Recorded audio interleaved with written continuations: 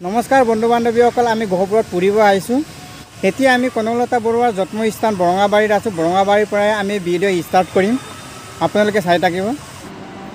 এইখন ঘৰেই হ'ল কনকলতা বৰুৱাৰ ঘৰ, আৰু এইখন ঘৰৰ পৰাই ওলাই আহি মুক্তিযোদ্ধা কনকলতা বৰুৱা গান্ধীজীৰ আন্দোলনৰ অপল কৰাৰ কাৰণে মুকুন্দ কাকতি কনকলতা বৰুৱাই পৰাধীনতাৰ ইকলি ছিঙিবলৈ আগবাঢ়ি আহিল।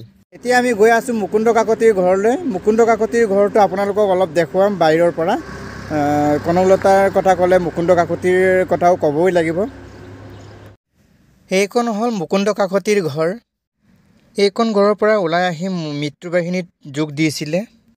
এতিয়া আমি বন্ধু বান্ধৱীসকল, এতিয়া আমি কনকলতা বৰুৱা আৰু মুকুন্দ কাকতিৰ ঘৰৰ পৰা ওলাই আহিলোঁ। আমি এতিয়া গহপুৰ টাউনত যাম। গহপুৰ টাউনতে গোটেইখিনি মহত্ব তাতে আছে। তাতে আমি ঐতিহাসিক গহপুৰ থানাৰ বিষয়ে অলপ আলোচনা কৰিম। এতিয়া আমি টাউনত গৈ আছোঁগৈ, আপোনালোকে চাই থাকিব। বন্ধু বান্ধৱীসকল, কনকলতা বৰুৱাক জন্ম হোৱাৰ পৰা আজিৰ তাৰিখলৈকে 101 বছৰ হৈছে। এইকাৰণে ভিডিঅ'খন প্ৰস্তুত কৰিছোঁ। এতিয়া আমি গহপুৰ টাউনলৈকে গৈ আছোঁগৈ। গহপুৰ আহি পালোঁ। এই আছে গহপুৰ টাউনটো।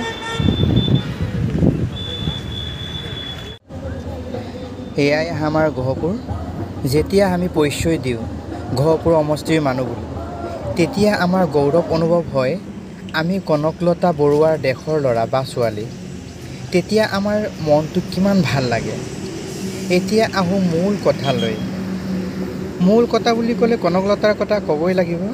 ইদিনা আছিল 20 ছেপ্টেম্বৰ, যেতিয়া সমগ্ৰ ভাৰতবাসী জাগি ফুটাৰ পিছত গান্ধীজীৰ আন্দোলন অপল কৰাৰ কাৰণে মুকুন্দ কাকতি কনকলতা বৰুৱাই পৰাধীনতাৰ ইকলি ছিঙিবলৈ আগবাঢ়ি আহিল। কনকলতাই অহিংসাৰে যুঁজিবলৈ কালি হাতেৰে ওলাই আহিল আন্দোলন কৰিবলৈ। এই আন্দোলনত কনকলতাই ব্ৰিটিছক বুজাই কৈছিল যে ভাৰতবৰ্ষ আমাৰ দেশ, ব্ৰিটিছৰ দেশ নহয়। কনকলতা বৰুৱাই ইংৰাজৰ সকলো কামতে বাধা প্ৰদান কৰি বিদেশী বস্তু বৰ্জন কৰি আন্তিপতেৰে ইংৰাজক বুজাই কৈছিল যে ভাৰতবৰ্ষ আমাৰ, ইংৰাজৰ অধিকাৰ নাই। এইটো গেটত সোমাওঁতে 10 টকা টিকেট ল'বলগীয়া হয়। এই আছা, এইটো হ'ল কনকলতা পুখুৰী। এয়া চাওক কিমান ধুনীয়া। জাতি ধৰ্ম বৰ্ণ নিৰ্বিশেষে সকলো গহপুৰবাসী ডেকা গাভৰু মিলি একত্ৰিত কৰি ইংৰাজৰ বিৰুদ্ধে যুঁজিলে, আৰু সকলো অসমবাসীক বুজাই কৈছিল যে আমি নিজ দেশত থাকি, নিজৰ জন্মভূমিত থাকি ইংৰাজৰ নিৰ্যাতন কেতিয়াও সহ্য নকৰে বুলি কনকলতা আৰু মুকুন্দ কাকতিয়ে চিঞৰি ক'লে। আমি মূলা গাভৰু জয়মতীৰ দেশৰ জীয়ৰী, আৱশ্যক হ'লে দেশমাতৃৰ হকে জীৱন দিয়াত আছোঁ। ইংৰাজৰ গোলাম হৈ টকাতকৈ মৰণেই শ্ৰেয় বুলি গহপুৰবাসীক অতি সাহসেৰে কনকলতাই বুজাই কৈছিল গহপুৰবাসীক।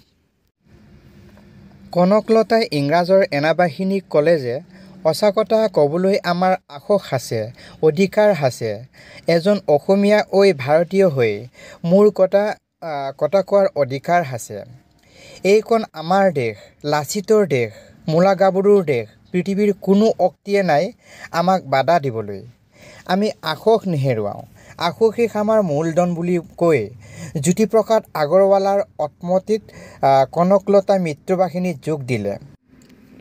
ইদিনা স্বাধীনতা আন্দোলনৰ 1942 চনৰ ভাৰত ত্যাগ আন্দোলনত মহাত্মা গান্ধীৰ নিৰ্দেশমৰ্মে গহপুৰ থানাত পতাকা উত্তোলন কৰিবলৈ মিত্ৰবাহিনী, অক্তিবাহিনী আৰু আন্তিবাহিনী দলসমূহ স্থিৰ কৰিলে, আৰু এইমতে ভাৰতীয় জাতীয় পতাকা উত্তোলন কৰিবলৈ আগবাঢ়ি আহিল গহপুৰ থানালৈ।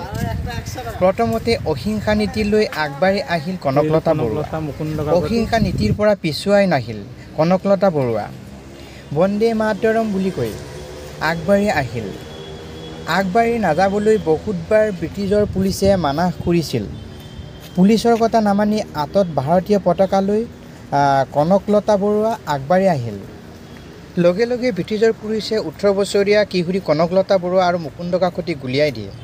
ব্ৰিটিছৰ গুলীত শ্বহীদ হোৱাৰ লগে লগে স্বাধীনতা সংগ্ৰামী কনকলতাক লক্ষ্মীবাই আৰু বীৰবালা নামেৰে নামকৰণ কৰা হয়। এয়াই আছিল গহপুৰৰ কনকলতা বৰুৱাৰ সংগ্ৰামী কাহিনী। ভাৰতৰ স্বাধীনতা আন্দোলনত ভাৰতৰ বা অসমৰ প্ৰথম মহিলা শ্বহীদ আছিল কনকলতা বৰুৱা। মুক্তিযোদ্ধা কনকলতা বৰুৱাক গুলীয়াইছিল কনিষ্টবল বগাই কছাৰী।